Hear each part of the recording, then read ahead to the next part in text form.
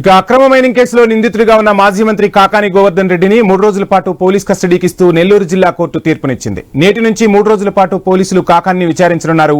మాజీ మంత్రి కాకాని తరపు న్యాయవాది సమక్షంలో ఈ విచారణ జరపాలని న్యాయమూర్తి తీర్పును వెల్లడించారు.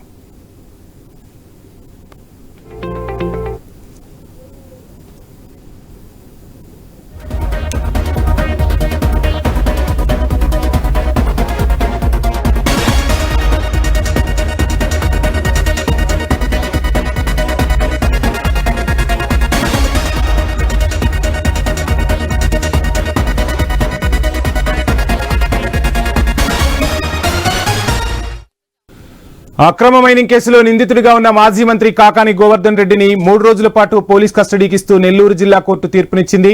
నేటి నుంచి 3 రోజుల పాటు పోలీసులు కాకానిని విచారించనున్నారు. మాజీ మంత్రి కాకాని తరపు న్యాయవాది సమక్షంలో విచారణ జరపాలని న్యాయమూర్తి తీర్పును వెల్లడించారు.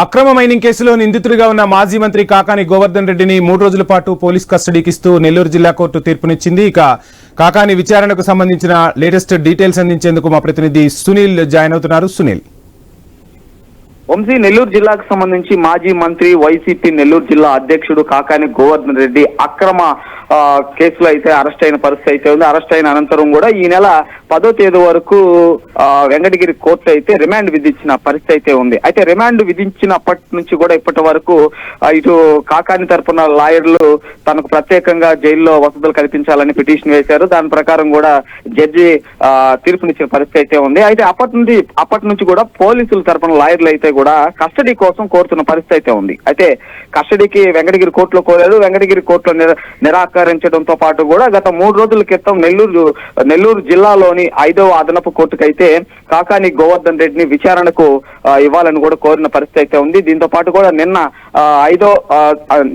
నెల్లూరు జిల్లాకు సంబంధించి 5వ అదనపు జడ్జి అయితే కూడా తీర్పునిచ్చిన పరిస్థితి అయితే ఉంది. అయితే ఈ రోజు 10:30 కాకాని గోవర్ధన్ రెడ్డిని పోలీసులు కస్టడీకి అయితే తీసుకున్న పరిస్థితి అయితే ఉంది. తీసుకున్న అనంతరం కూడా కృష్ణపట్నం పోర్టులో విచారించే పరిస్థితి ఉంది. అయితే స్థానికంగా పోలీస్ స్టేషన్లు కానీ అదేవిధంగా అక్కడ ఉన్న ట్రైనింగ్ సెంటర్ లో విచారిస్తే అక్కడికి వైసీపీ కార్యకర్తలు భారీగా చేరుకొని అక్కడ లాండ్ ఆర్డర్ ప్రాబ్లం వచ్చే పరిస్థితి అయితే ఉందని కూడా పోలీసులు అయితే చెప్పిన పరిస్థితి అయితే నెలకొందని చెప్పుకోవచ్చు. దీంతో పాటు కూడా ఈ రోజు నుండి కూడా ఆదివారం సాయంత్రం వరకు కూడా కస్టడీ విధించారు. కస్టడీ విధించిన అనంతరం కృష్ణపట్నం పోర్టులో అయితే మాజీ మంత్రి వైసీపీ జిల్లా అధ్యక్షుడు కాకాని గోవర్ధన్ రెడ్డిని అయితే విచారిస్తున్న పరిస్థితి అయితే ఉందని కూడా చెప్పుకోవచ్చు. Vamsi, right, thank you Sunil.